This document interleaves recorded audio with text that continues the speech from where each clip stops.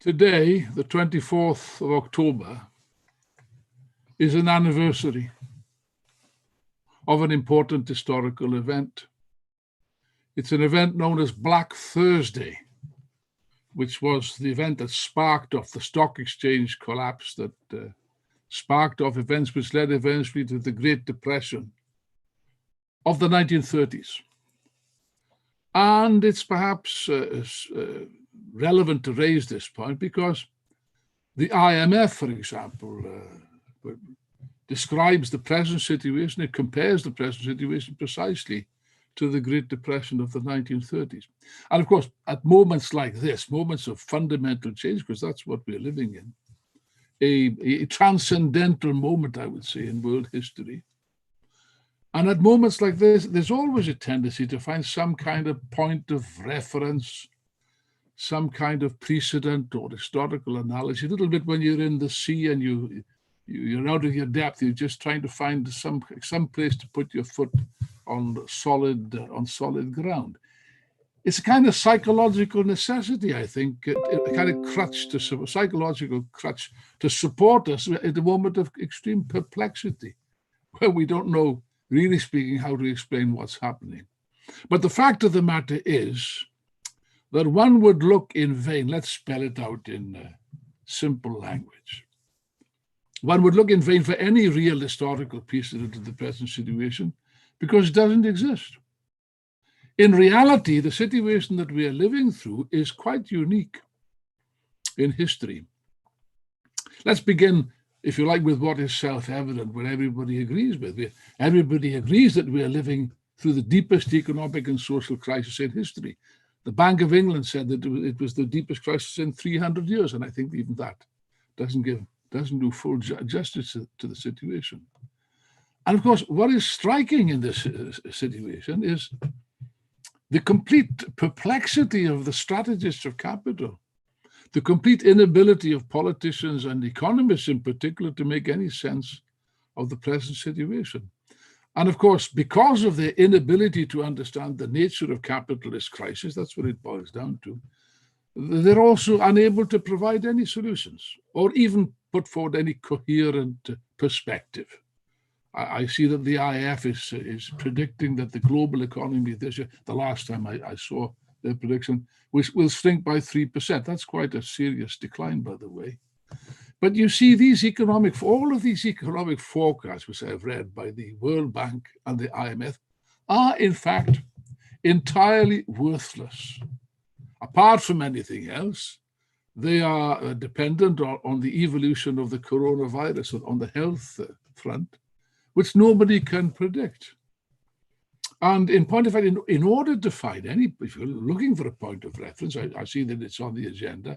I happen to catch part of a very interesting discussion. You'd have to go back to the 14th century, to the Black Death, which wiped out half the population of Europe. And incidentally, at that time, I think the point was made in the discussion, but I'll just repeat it here. You weren't all present at that discussion. At that time, many people thought that it was the end of the world had arrived.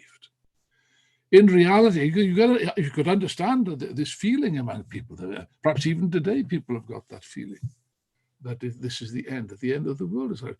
But in reality, you see, what was the case then?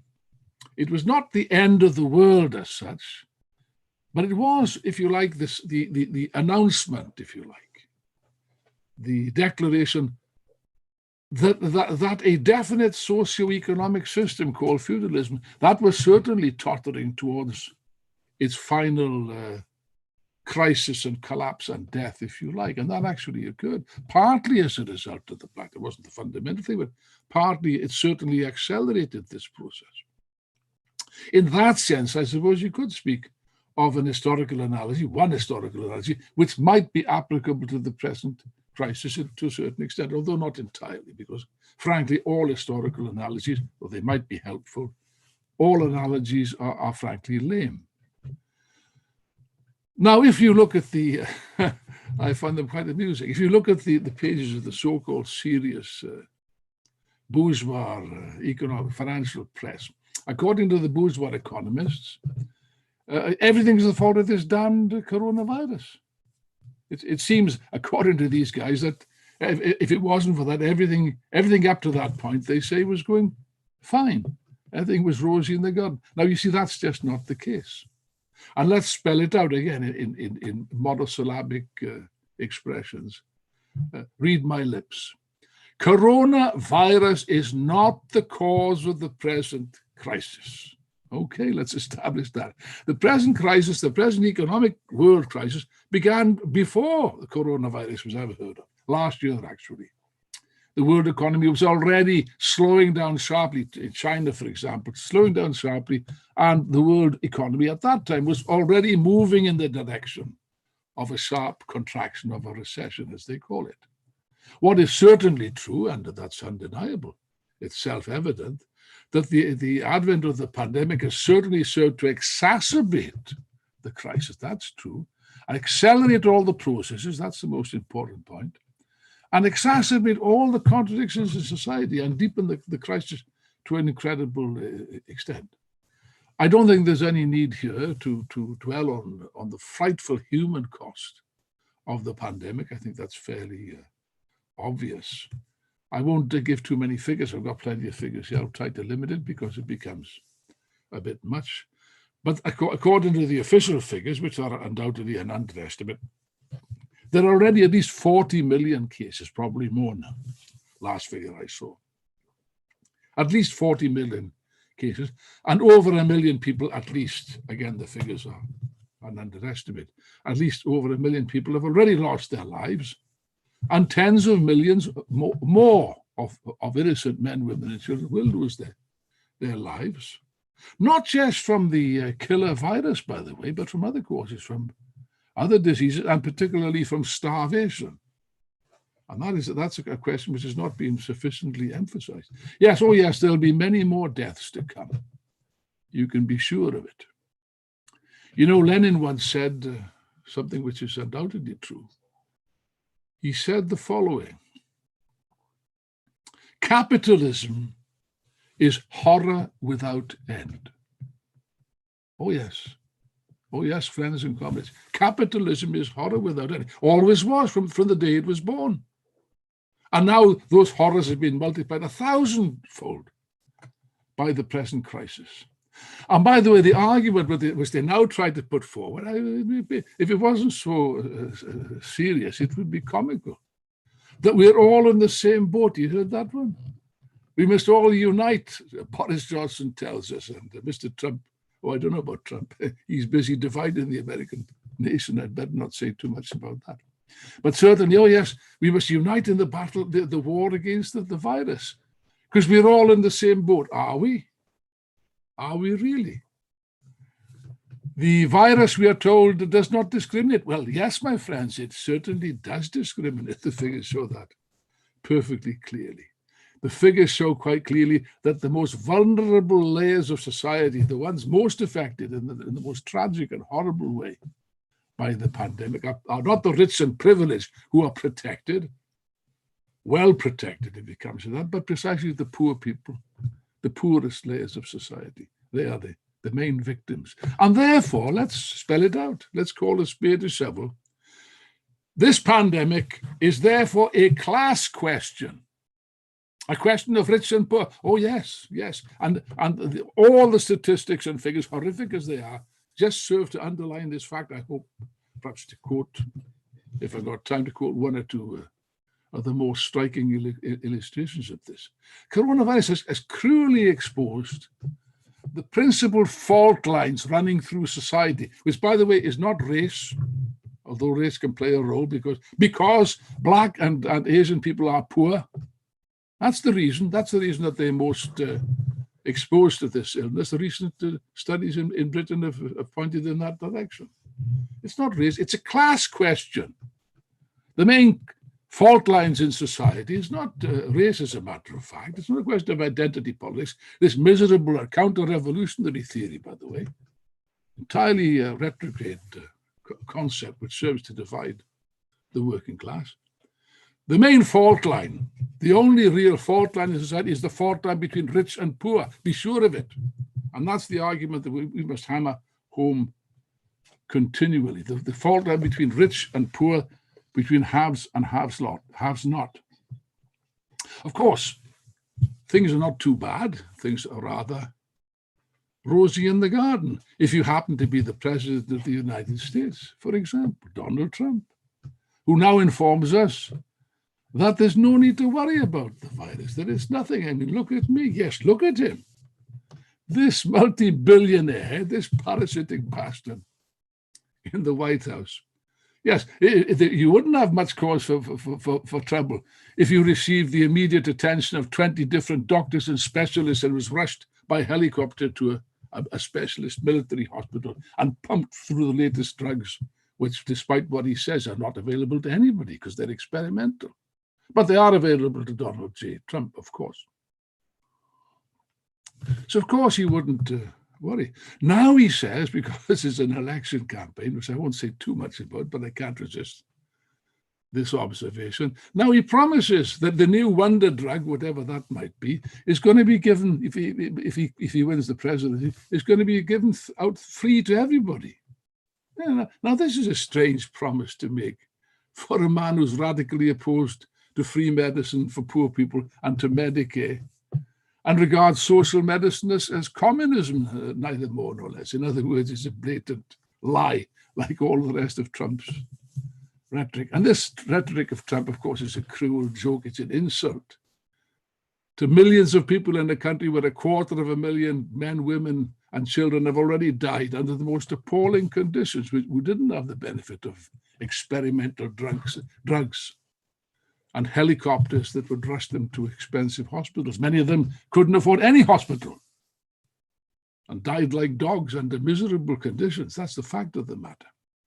No. What the coronavirus has done has exposed completely the absolute inability of the capitalist market economy to guarantee even the most elementary of human rights, which is what?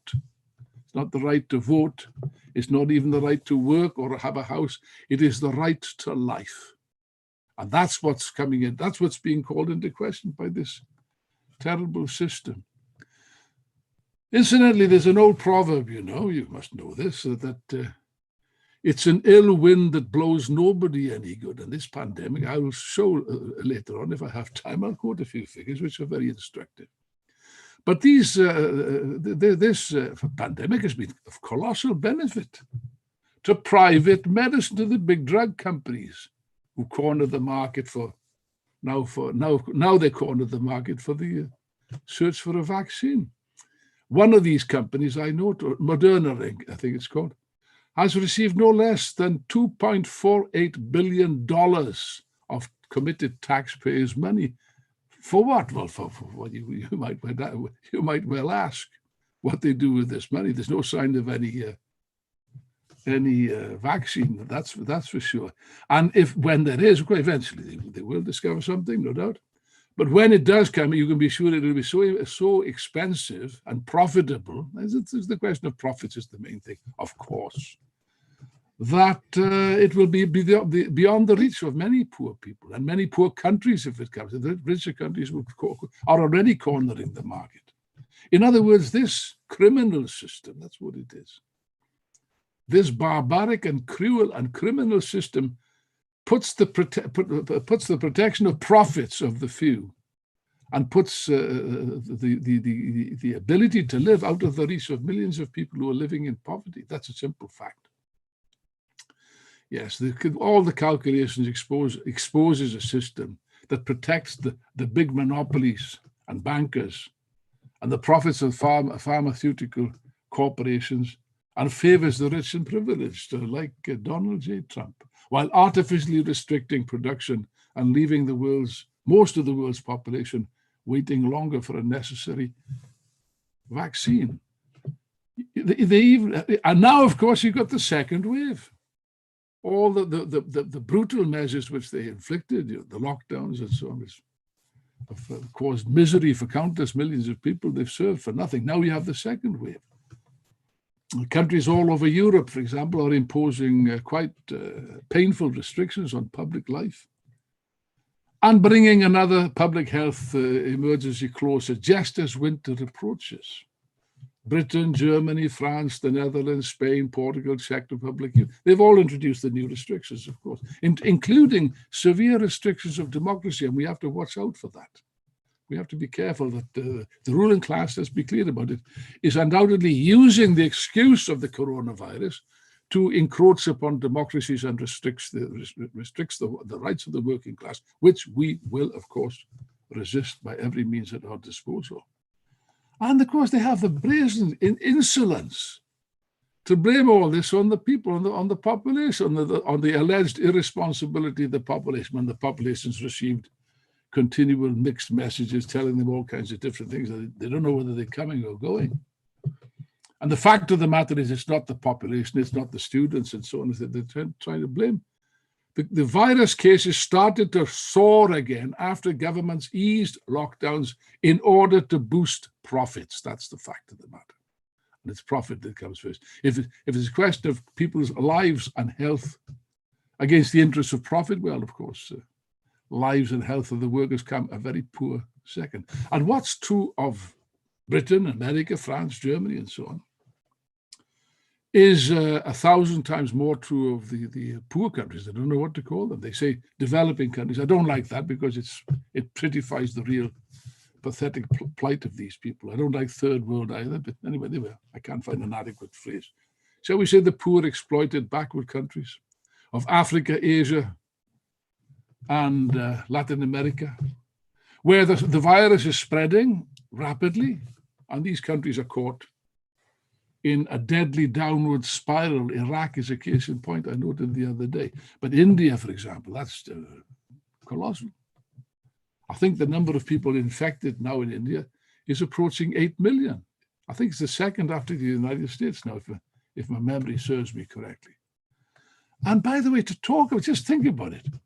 To talk about social distancing and regular hand washing and hygiene in the slums of Calcutta and Lagos is just a cruel joke.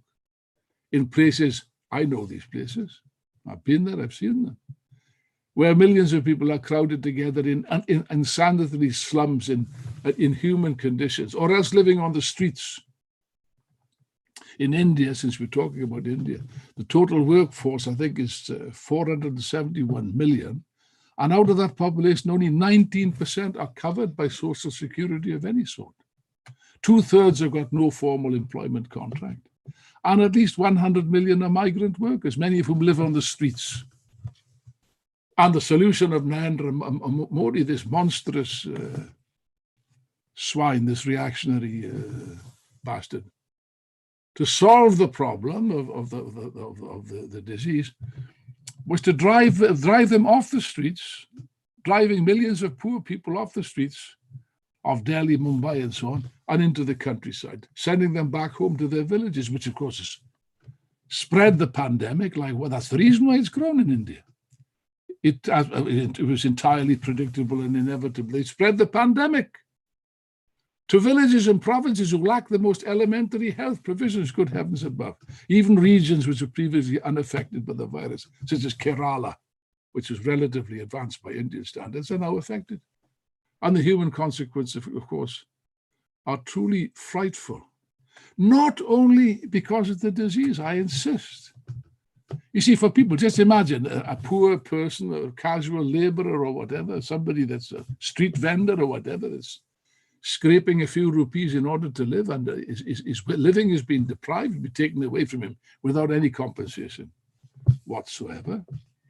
The choice he's got is either, or she has got, because many are women. In fact, this disease hits the women harder than the men. Is a choice between risking your life by going to work, trying to find some kind of a living on the streets, or dying of starvation, slow death by starvation. That's the choice. That's the choice that people actually face in the year of our Lord 2020. Oh, yes. Millions of people are faced between death by disease or death by starvation. You don't believe me? Well, let's quote, I won't quote too many figures, but the executive director of the World Food Programme, David Beasley, I think his name is, he warned that we run the risk, I quote, of a famine of biblical proportions. If you read the Bible, you know what he's talking about. And what he's talking about is that the number of people facing starvation in our world has more than doubled in the last few months. That's a fact. The World Food Programme is increasing its food assistance to an unprecedented 138 million people who face desperate levels of hunger, face starvation, in other words. Now, look, they talk about the Holocaust, you know, the murder, many of those were killed by starvation in the concentration camps or by the gas chambers in the monstrous regime of the Nazis. Yeah, but is this not a Holocaust also that the world is facing right now? A silent Holocaust which threatens millions of people with death, and nothing is done to prevent it. On the contrary, they say they provide aid to these countries. When you analyze the figures, you'll find, I've got them here somewhere, you will find that a large part of this so-called, it goes back to the advanced capitalist countries in repayment of interest on debts. And the debts of these poor countries, of course, are increasing exponentially. And therefore, they're being continually bled to death. I've got the figures here somewhere. I might quote them. The economic consequences of this pandemic, in other words, the economic consequences are catastrophic. All countries are affected, from the richest to the poorest. Between April and June of this year, the equivalent of 400 million full-time jobs were lost across the world. And many of these jobs, by the way, despite what they say, will not be recovered. So you're facing levels of unemployment the world has never seen before, with all the social tensions and problems that will. By the way, 400,000 compared to 25 million during the 2008 financial crisis. So that's a vast increase. There's a huge collapse in living standards. Do I need to point that out? Income earned by workers globally fell 10% in the first 9 months of this year, equivalent to the loss of over 3.5 trillion US dollars. There's a savage wage cut. And I've got many other figures which I won't quote. But you see, all of this, I think Sam hinted at this in his opening remark, this is creating an explosive situation everywhere, without exception. Every single country in the world is faced with this colossal, and it's a huge polarization. That's the main thing to understand. This crisis is creating an unprecedented polarization of society between rich and poor. And the combustible period will not go away anytime soon. With this crisis, cause becomes effect, and effect becomes cause in a kind of infernal downward spiral. That's what we're in at the present time. And there's no way out of this on a capitalist basis. I mean, look at it. Workers who don't work, and there's many unemployed now, have less to spend. Therefore, demand is reduced.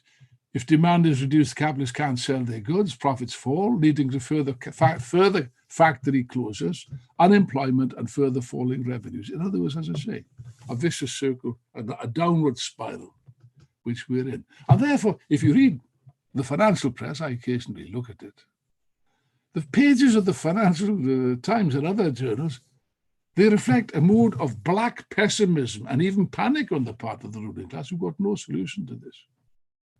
I mean, last time around, China, for a whole period, helped them out of the crisis. Now China itself is in crisis. I see lately they're talking a bit of a pickup. I don't think that's going to last. For one simple reason. You see, at one time, for the last 30 years, the Chinese economy was the main motor force of the world economy. That's the fact of the matter. But you see, China, I was quite amused about 25 years ago, I think I had an argument with the Spanish comrade who was arguing that China would solve the problems of the capitalist world economy. I said, no, you're mistaken. And I pointed out to him at the time that the colossal investment taking place in China, of course, would provide shall we say, oxygen to the world capitalist economy for a period. That's undoubtedly true. But that very investment, you see, creates new contradictions. It has led to China building up a formidable industrial base with huge productive capacity. Yes, and this productive capacity, obviously, as I pointed out to my friend 25 years ago, would produce a mass of cheap commodities which would have to be sold on the market. Yes, but internal demand in China cannot absorb this colossal productive potential, which finds its way onto the world market. And therefore, China, and that remains the case, must export to survive. But the success of Chinese exports has provoked naturally a furious response from its competitors, particularly the USA, but also in Europe. That's the reason for the developing trade war between the USA and China. By the way, it isn't just the Republicans and Trump that have this anti-China business. Biden and the Democrats have got exactly the same line. The trade war with China is rooted in what I've just described. It's got an objective basis, and it's going to continue. And more than anything else, by the way, I haven't got time to develop it. It's not the purpose of this discussion. What alarms the post-war economists more than anything else is this threat to globalization. That's what they call threat to the rather fragile fabric, the edifice of world trade, which has been painfully put together, what the so-called globalization, for the last few decades, and which is the secret of the development of capitalism in the last period. It's now reached this. In other words, what I'm describing to you is that this period of growth in capitalism has now reached its limits and has gone into reverse. Dialectically, we'll deal with dialectics a bit later, but everything turns into their opposite, and this is now the case. Is there a solution to this? Well, yes, of course. There's always a solution, isn't there?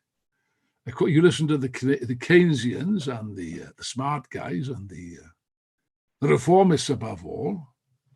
It's very simple. Spend money. The state must spend more money. Yeah, sure.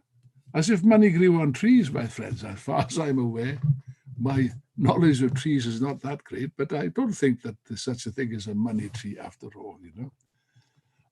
But what is true is that out of desperation, sheer desperation, that they're doing this. In order to prevent an immediate collapse, an immediate Great Depression, governments have spent colossal, eye-watering sums of money, public money, to underwrite much of the initial losses of the capitalists. This is not meant for poor workers and unemployed, which is the story which they're spreading. These guys there's not an atom of sentimentality and humanity in them.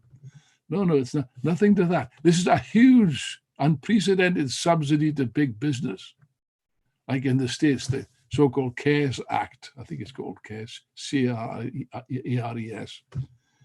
The coronavirus relief package has only helped those giant 133 large companies in the USA who've received, how much? $5 billion, I think. Yeah, eye-watering, isn't it? $5 billion from the Treasury Department. And in Britain, the same. Oh, yes. In Britain, they tried to say, it's for help. Boris Johnson got the damn cheek to say, this is money to help the poor people. Good God, they've just refused to give free school meals to kids who are going hungry in Britain. Just imagine. Young children going hungry in Britain, which is a wealthy country. Yeah, sure. Over the school holidays, they've refused out of their meanness and grasping and cruel character. It is sheer cruelty.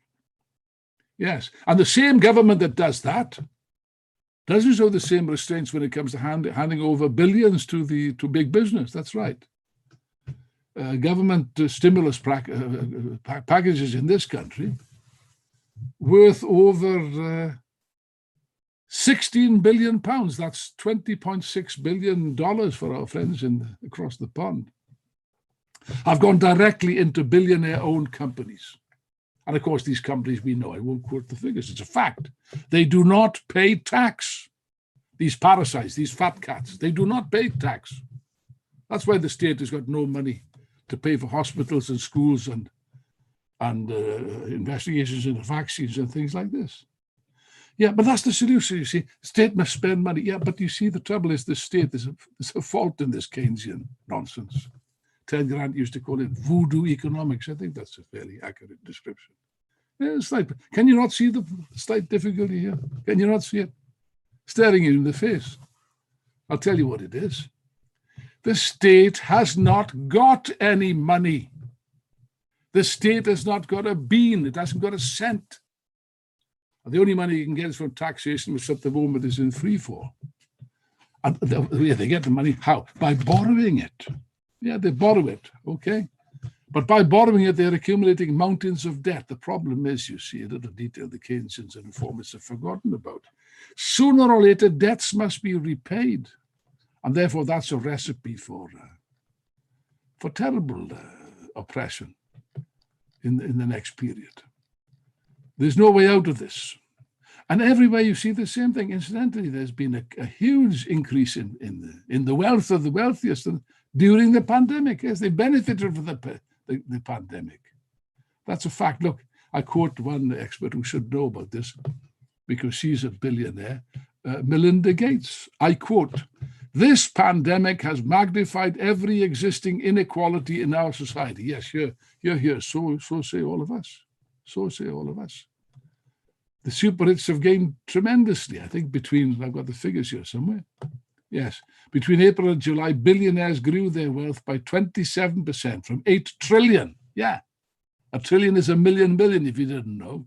$8 trillion since the beginning of April. That's in the USA, I believe. You can quote similar figures. At the same time, extreme poverty is increasing everywhere. And here's a quote from Karl Marx, which you should take note of, a famous quote from Capital. I quote, "Accumulation of wealth at one pole, and at the same time accumulation of misery, agony of toil, slavery, ignorance, brutality, mental degradation at the opposite pole." Is that not an accurate description of the present situation? It is. These lines could have been written yesterday, my friends, and that shows precisely the brilliant nature of Marxism as a theory and as an explanation. And just compare that clarity, that wonderful, profound clarity, to the complete and absolute confusion, the miserable confusion of the reformists, both the right and the left, the varieties. What's the difference between them? Well, there's not a lot, to be honest with you. The right reformists, of course, are direct, conscious agents of capital, and agents of the bankers and capitalists, infiltrated. They had the real interests in the Labour Party and the trade unions and so on. They consciously represent the interests of big business and the present system. And they enthusiastically rush to defend and prop up this system and carry out attacks and austerity, which they have done, which, of course, leads to a crisis of reformism. You see, what's the point? People in the past could see some sense in reformism in Britain, which gave the national health, which is an important reform, of course, in the past. Yes, that's true. Reformism with reforms, that makes sense. Reformism without reforms, like the Blair crowd, they actually did more damage to the national health than anybody else, even than any Tory government. That's a fact, which we should remind them of, these right-wing infiltrators, this Trojan horse in the Labour Party. They enthusiastically carry out the cuts. They do the dirty work. Of course, this serves to alienate people from the Labour Party, which it has them, and even from politics in general. Even in the States, you can see that. Even in the present election, that's the paradox. That's why some workers, quite a few workers actually will vote for Trump because he seems somehow, in a peculiar way, because of his rhetoric and his demagogy and so on, he seems somehow to represent something different to the Republicans and Democrats of the past, which they're sick and tired of. And they don't like Biden. Even people that vote for Biden don't like him, but I think Tom will deal with that. So I won't enter into that. Yeah, but there is something about Trump, isn't there? You will excuse me for using an undiplomatic language, which is not fashionable these days, of political correctness, but then I never have been politically correct. I don't suppose I ever will be. So there we are. You have to bear with it. He's got a pair of balls. He's got guts. Oh, yes, give the man his due. Trump comes out like a fighting bull out of his corner, fighting. What a contrast with Biden, by the way. And with the weaklings of the weak. The left is weak. They're so weak, aren't they? The right are determined, bold, arrogant, insolent, They're always on the attack all the time. And the left. Yeah. People talk to me about the left. I say, what left? Where? Where's the left, for goodness sake? The left reformists, they show themselves to be completely hopeless, weak, vacillating. I would go so far as to say cowardly in many respects, timid. Let's use a kinder word. Timid, then, shall we say. Timid. That's not an accident, nor is it a personal criticism, not a psychological question. It's a class question. It's a political question. The right wing and the right wing reformists, they're firm and they're bold because they know we know what they stand for. Everybody knows what they stand for. They know what they stand for. They stand for the capitalist system, plus or minus nothing. The lefts, what do they stand for? Nobody knows. Nobody. They make nice speeches, nice noises, but the fact of the matter is, if you analyze these speeches, there's no real mention of socialism, no real plan to change society. No. They also, like the right wing, do not believe. They don't believe in the worker. They have no confidence, no faith in the working class. They never talk about the working class. Rather talk about identity politics and rubbish like that. Okay. They have no confidence in the working class, no confidence in socialism. They've abandoned socialism years ago. That's the truth. They don't even talk about socialism as people did in the past. Even before the war, the lefts did talk about socialism at least, but not anymore. They're not there. And Jeremy Corbyn, what can I say? I have some respect for the man after all. I mean, fair play. He showed a certain amount of courage in standing up to the right wing for some time. But even he, frankly, has been a big letdown, isn't he? A big letdown. The fact of the matter, he threw in the towel, and that's had bad consequences. And now what is he talking? Him and John, I know John McDonnell quite well. What are they talking about? Unity. We need unity with whom? I add, and even John said the other day, unity with the Parliamentary Labour Party. Good God. These gangsters in the Parliamentary Labour Party what's the matter? They spit in our face. Now what do we do? Wipe it off and smile and say, yes, let's have unity. What are you talking about? Don't you understand? These people are the enemy. And the only way to deal with them would have been a deselection. That's the argument, which they could have done and they didn't do. What's the explanation? I really groaned the other day when I saw a speech by Jeremy Corbyn, yes. He says the reason we lost, he gives several reasons, was that the press was against us. Good heavens above, when has the press not been against us? And when will they ever be for us? This is the capitalist press.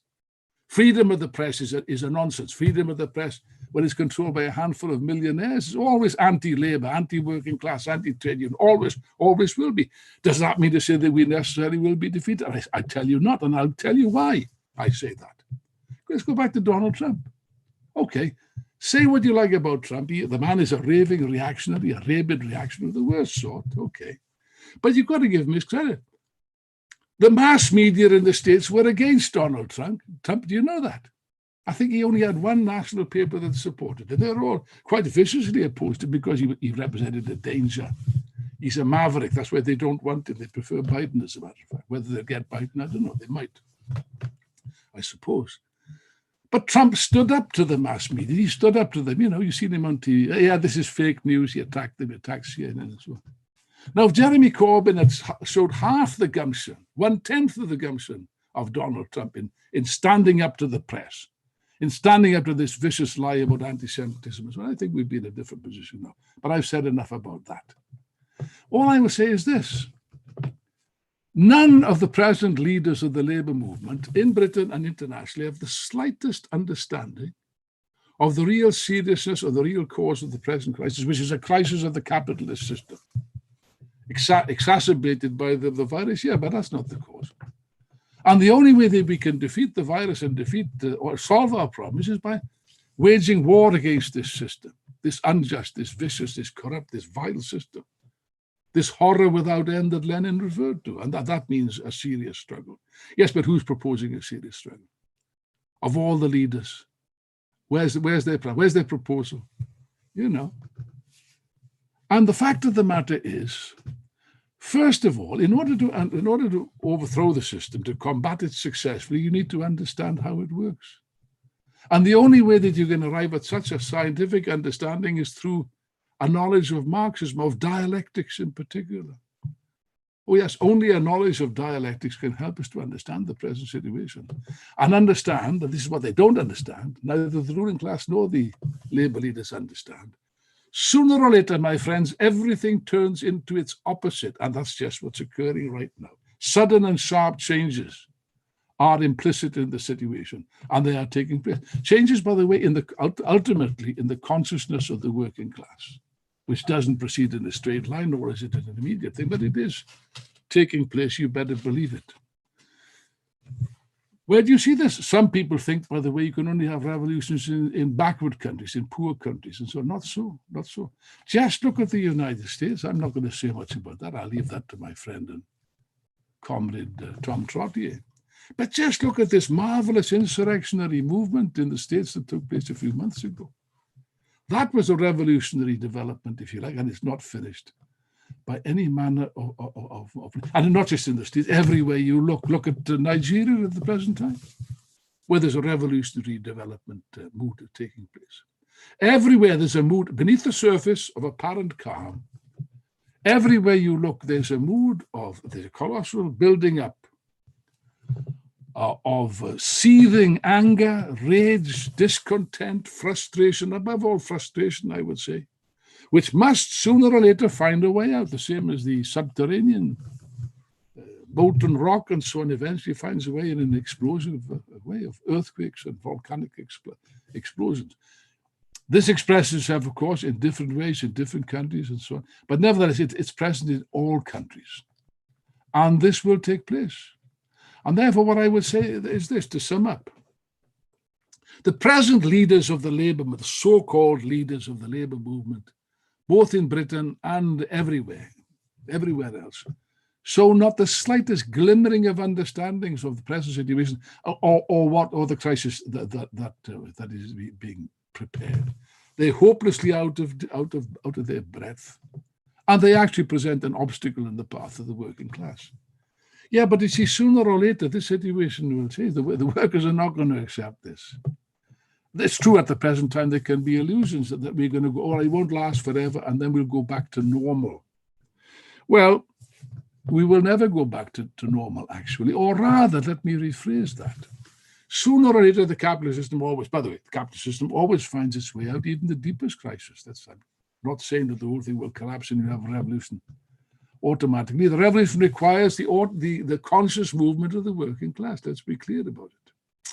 Okay, yes, but even when they find their way out of the crisis, you will not return to normality, or rather there'll be a new normality based on years of vicious cuts, austerities, collapsing living standards, inequality, and further polarization of society, which eventually, ultimately must place revolutionary movements on the order of the day. And therefore I say that far from being pessimistic about the present situation, far from being gloomy and downcast, on the contrary, we're completely optimistic about the future. Because we understand the dialectical process, we understand the processes, the subterranean processes which are taking place.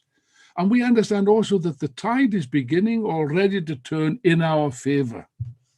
It will turn in our favor. And once there's a movement of the working class, I think that all of these leaders and so on, they're going to be emptied out. Either they will begin to reflect the mood of anger that exists, which they don't at the moment. Either they'll begin to reflect that, or else they will be removed. They'll be kicked out and replaced by other people who will, more militant people.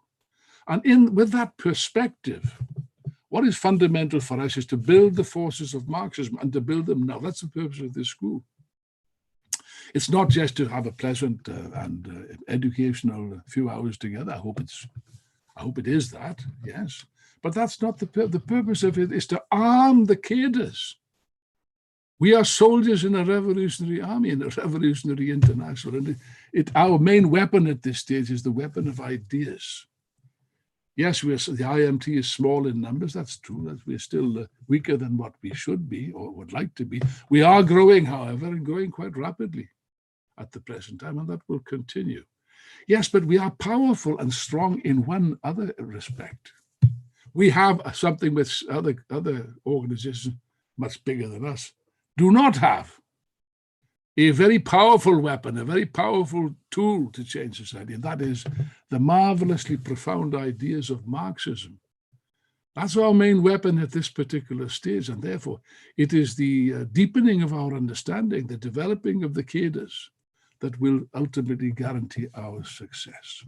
And therefore I say to you that I hope that you'll go away from this school enthused, yes, and also inspired by a firm conviction that these are the ideas, and that this is the organization that shows you the way forward. And we need your help. My friend, if you're not a member already, we need your help. We need you, yes, but I'll tell you something else. You need us. Because as an isolated individual, you're not going to go very far in life. No. But if we combine our forces, build the organization of Marxism, then the future of Marxism and of the working class will be assured. So therefore I say, long live the international Marxist tendency. Workers of the world unite. Wonderful.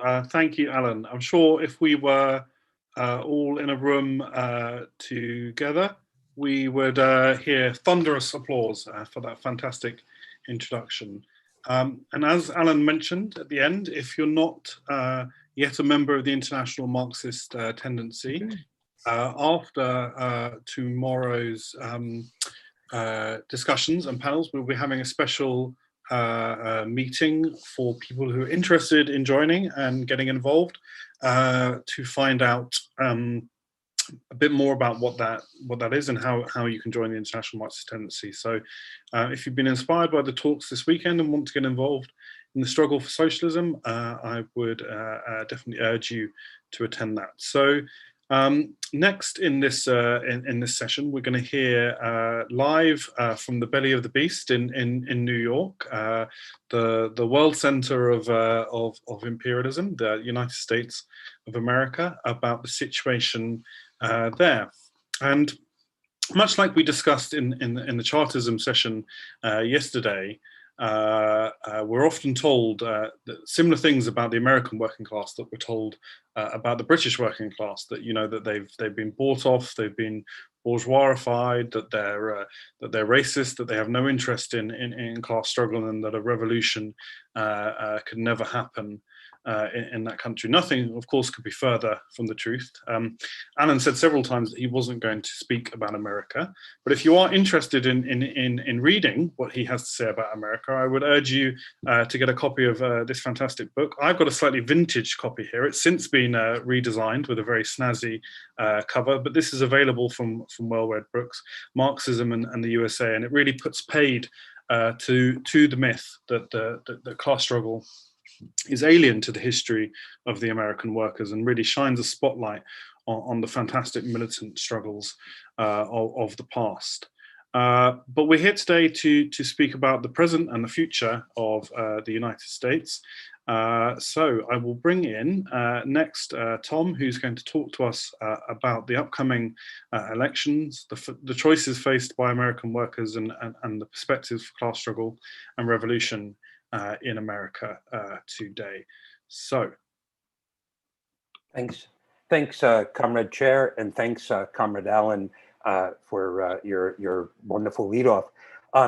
Just to give comrades a sense of the context of which this election is taking place in the next 10 days, I thought it was interesting to go back to a New York Times editorial that was written on Sunday, January 12th, 2020. So this was published before the COVID pandemic was expanding around the United States. And it was before the sharpest parts of the recent economic slump that hit the United States. And just to remind everyone, the New York Times is considered the paper of record in the United States. It's the voice of the East Coast part of the ruling class. Well, they wrote the following. They said, "We Americans are locked in political combat and focused on President Trump.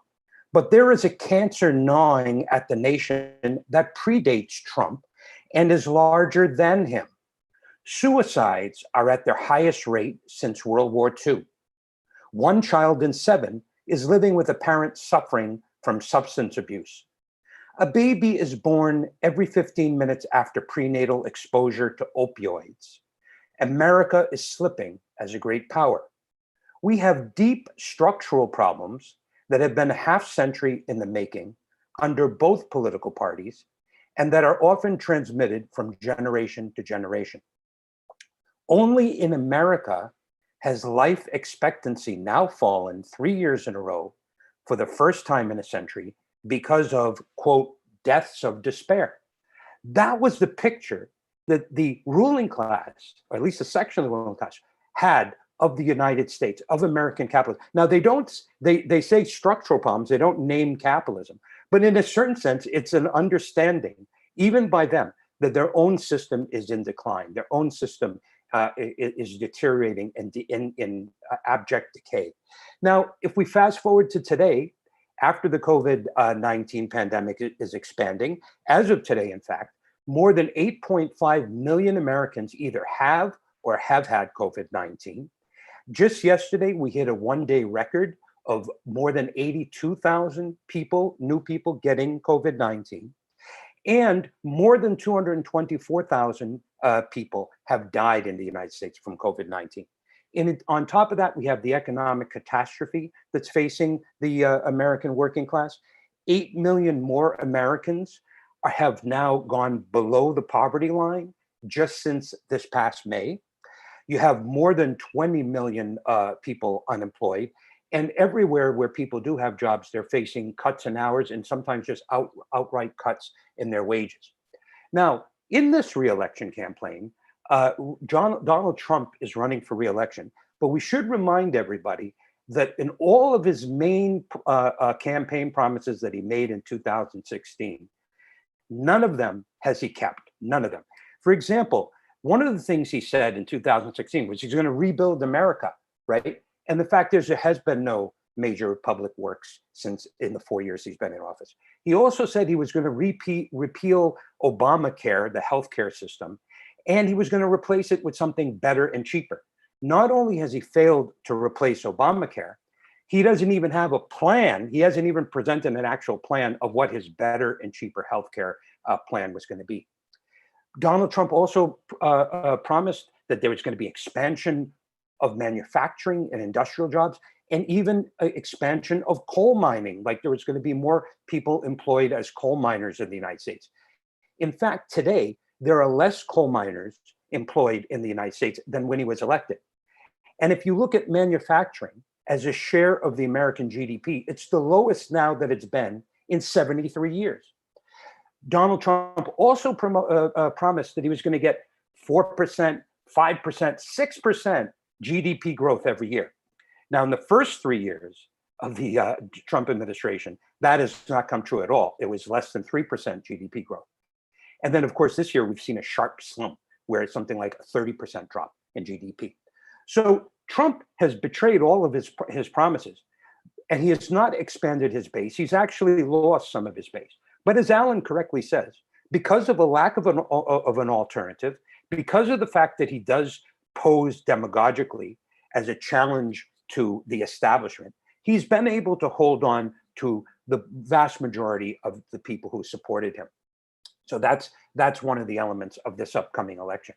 But this election raises a whole number of questions that are being discussed in the United States and that are being discussed elsewhere. And I just want to outline some of these questions that I'm going to tackle.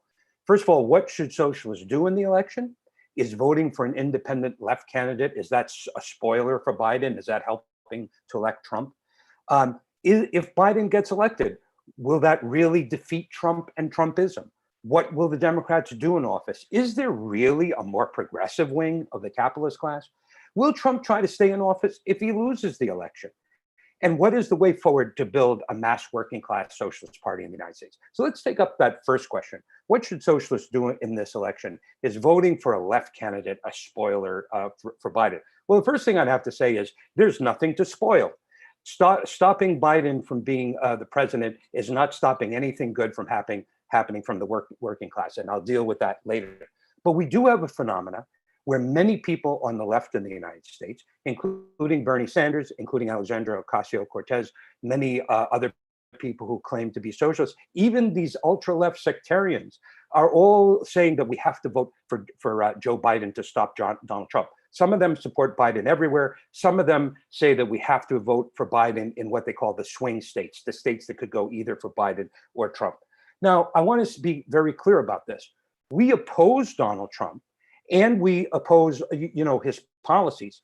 But just as I was reading from the New York Times, most of the horrible things that the American working class is having to deal with, most of these things do not come from Donald Trump and do not come from his policies.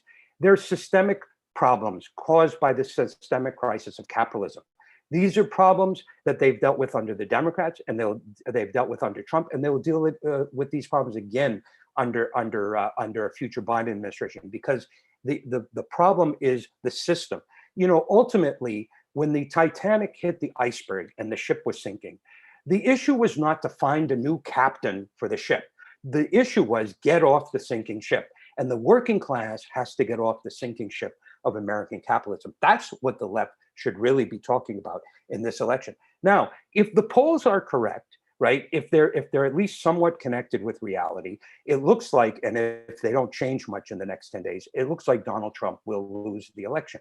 Now, if he loses, it's not going to be because these leftists said, oh, we had to vote for Biden, and then that put Biden over the top. That's not what's going to happen. In fact, if Trump loses, the main reason he loses is because a lot of people are not happy with what's going on. They feel he didn't do what he said he was going to do, and they want to throw him out. They want to throw the bum out. Most of the people, by the way, a lot of the people who are voting for Joe Biden, particularly among young people, are not voting for Biden. They're voting against Trump. Now, this brings up the question, why did Trump win in 2016? Why did that happen? And there's two main reasons that Trump won in 2016. First of all, the Democrats lost votes. They lost votes even though there was a growth in the population of the United States. Why did they lose votes? They lost votes because they were unpopular, because they were presiding over a declining American capitalism. They were not delivering the goods for the working class. Just to give you an example, if you look at what Clinton got in 2016 compared with what Obama got in 2012, as a whole, the Democrats lost 63,000 votes. But that's because the Democrats had already lost a lot of votes from what they had gained in 2008, because Clinton got 3.4 million less votes in 2016 than the Democrats Obama had got in 2008. So that's a huge loss in votes.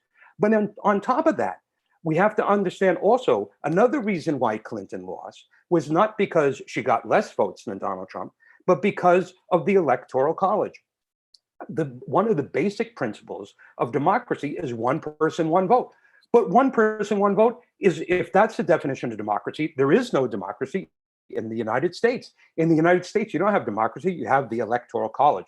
The Electoral College, along with the United States Senate, was set up as an institution that basically sets up a situation of bias against the working class, and it dilutes the vote of the working class. It expands votes for states which have high populations that live in rural areas. For example, if you look at the United States as a whole, 25% of the population lives in rural areas. However, there are 50 states in the United States, and 13 of those 50 states, which is 26% of states, have populations in those states that are 49% rural or more. To give you a concrete example, if you take a look at California, the state of California overall, 8% of that population lives in rural areas. Or New York State as a whole, only 14% of the population lives in rural areas. But you take a look at a state like Wyoming, 66% of the population lives in rural areas. In other words, the fix is in. It's not one person, one vote. It's an anti-democratic system designed to be biased against the voting power of the working class. I can break it down in terms of electoral votes as well. Wyoming gets one electoral vote, one electoral college vote per every 184,000 people. But you take a state like New York, you get one electoral college vote per 669,000 people. And California gets one electoral college vote per 723,000 people. So Clinton, in the last election, she got 66 million votes. Trump got almost 63 million votes, which is 3 million votes less than he. And yet he ends up becoming the president. This should explain that it was not the Russians that put Trump into power. It was the US Constitution, because as far as I know, the Russians did not write the Constitution, which was written in 1787. Now, another issue that a lot of these left people bring up is that we can't spoil the election for Biden. We can't vote for these spoiler parties.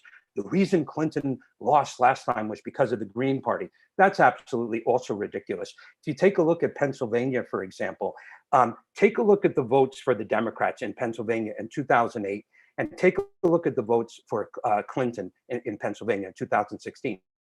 Between those 8 years, even though there was a growth in population, the Democrats lost 300,000 votes. 300,000 votes. Now, what did the Green Party get in those elections? Well, they ran Ralph Nader in 2008. He got 41,500 votes. And then they ran Jill Stein in 2016, and she got almost 50,000 votes. She got 49,941 votes. So a difference of 500 votes, that does not make up the 300,000 votes lost by the Democrats. Thanks, Carmen. So the main thing that the left needs to do is to not create illusions in Biden and the Democrats.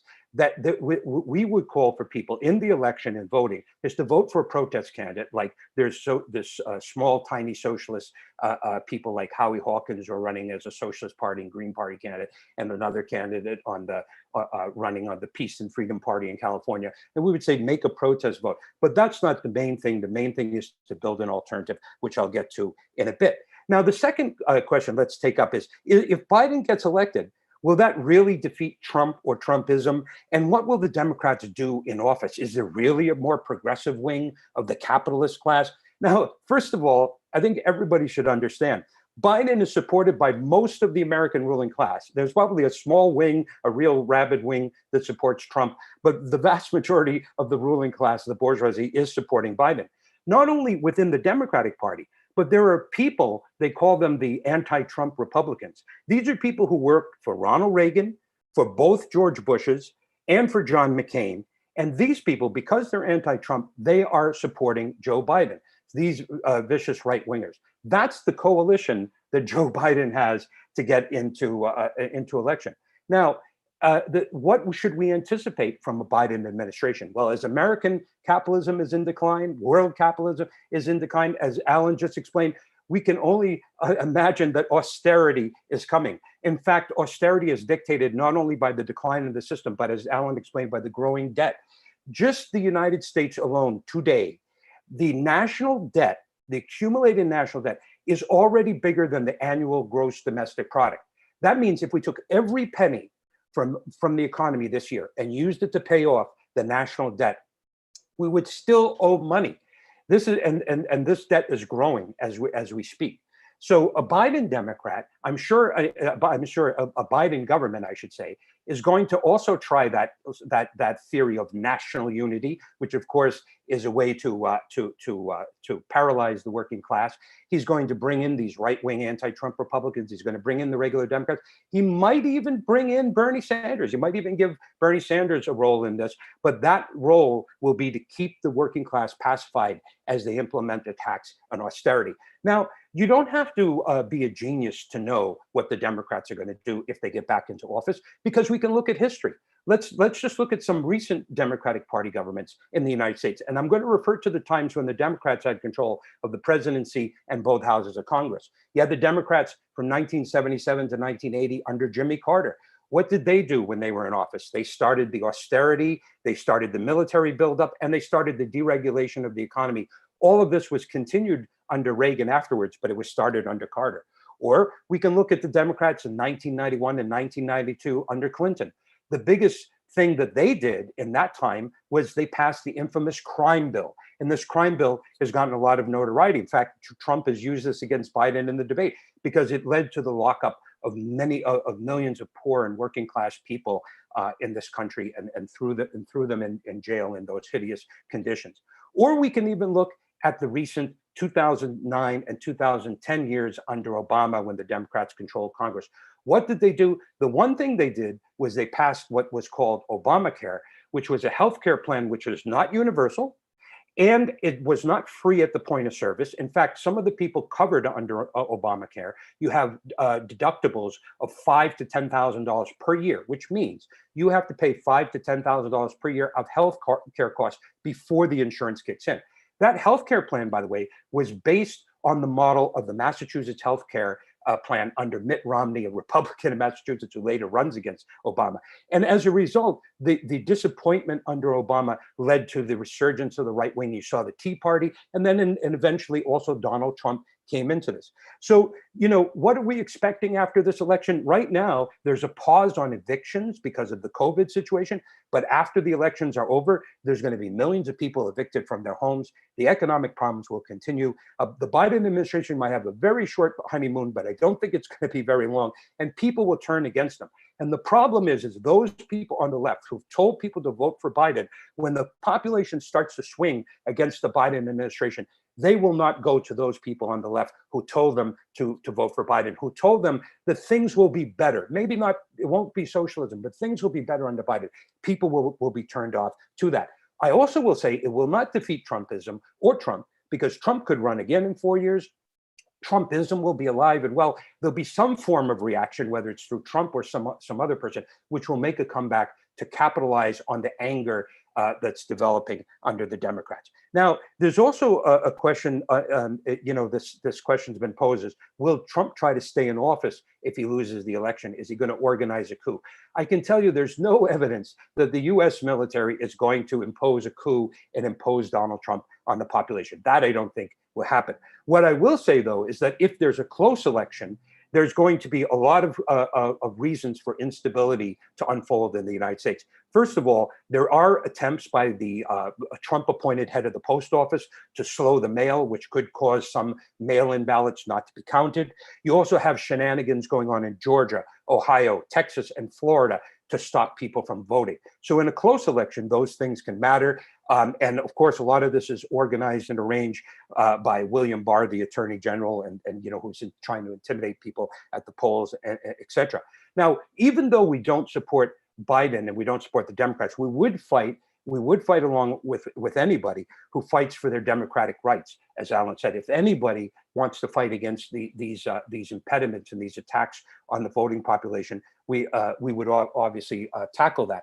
We also have to understand, if there's a close election, you could have institutions such as the unelected Supreme Court or state legislatures try to play games. Like Pennsylvania has a Republican state legislature. If it's a close election, they could give the electors to Donald Trump, even if Biden wins by a close amount. They could just say, well, it's fraud or whatever. That could happen. So there could be all kinds of disputes like this. Inevitably, if there is a dispute in the Electoral College and no president is elected, the election goes to the House of Representatives. But in the House of Representatives, it's not who controls the House that matters. It's because the Democrats have a majority in the House, but it's who controls each state's delegation, because each state will have one vote. In other words, it's worse than the Electoral College. So if Donald Trump were to be installed in that manner, if they were to be an attack on the popular vote in that way, I predict there will be millions of people on the street who will object to that, overrule of the popular vote, and you'll have tremendous instability in the United States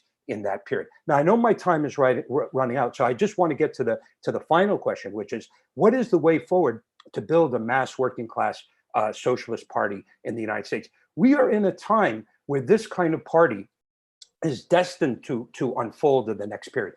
First of all, in the United States, as Sam was saying, the citadel of world capitalism and world imperialism, 4 out of 10 people believe in some form of socialism. Now, what they define as socialism is another question, but 4 in 10 people in the United States believe and are open to some form of socialism. If you look at millennials, 1/3 of the millennial population is open to communism. And this in this country where we're faced with all this constant propaganda and onslaught.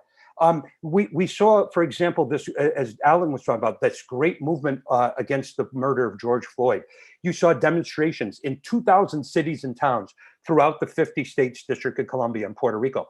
When the population burned down the police precinct in Minneapolis after the killing of George Floyd, a majority of Americans thought that was justified.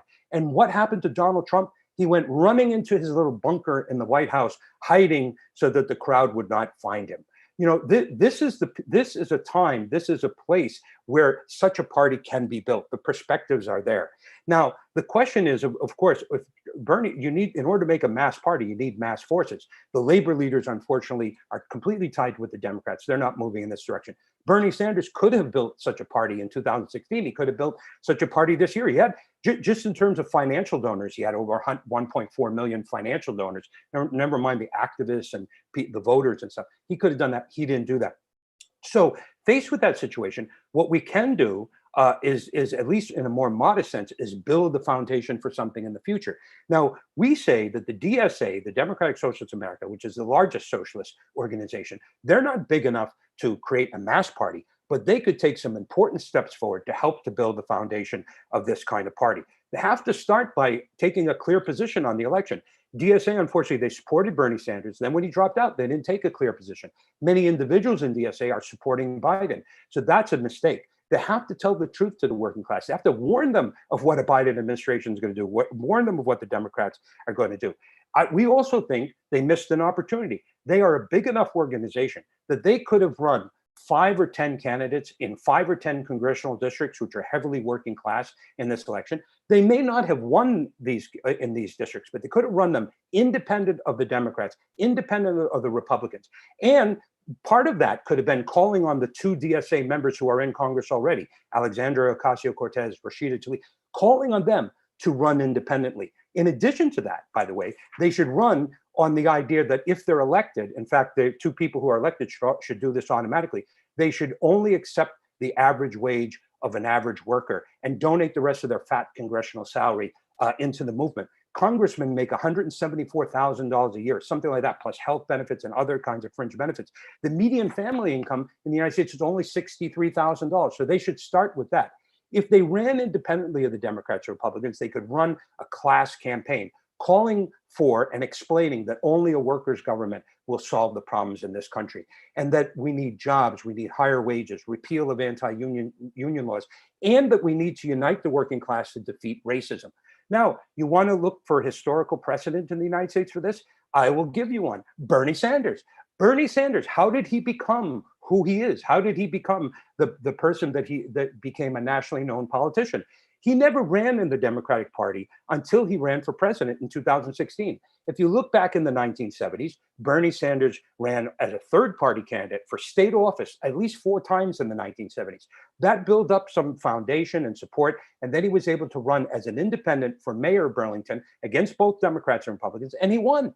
And then he ran for Congress as an independent socialist against both Democrats and Republicans. He lost the first race, but he beat the Democrats in the first race. Then he finally ran and won in the second race. So it is possible to build an alternative, particularly when you know if the Democrats are going to get in power again, which is likely, that the population will be swinging against them and they're going to be looking for a real alternative. Now, if the left puts that forward, if they put forward, I'll wrap it up. If the left put out those ideas, we could immediately recruit some of the more advanced layers, the workers and youth today, and we could also help to sow seeds in the minds of the larger parts of the working class for tomorrow when they draw some conclusions, when they live through the experience of a Democratic Party government again in Biden. So I'll end on this, comrades. What is the IMT doing? The IMT is doing just what I said. We are telling the truth. We're putting no illusions in the Democrats. We're saying to people, sure, vote. You want to vote for a protest party in this election. But the main thing is to get involved. We need a workers' government. In order to get a workers' government with socialist policies, we're going to need a mass socialist party of the working class. In order to do that, we need to build a strong Marxist tendency. Your place is to help the IMT to build this for the future. The perspectives are there. American capitalism and its crisis is not going to just evaporate. It's not going to turn the corner any more than the pandemic is turning the corner right now. It's a serious problem that's going to be imposed on the population over the next period.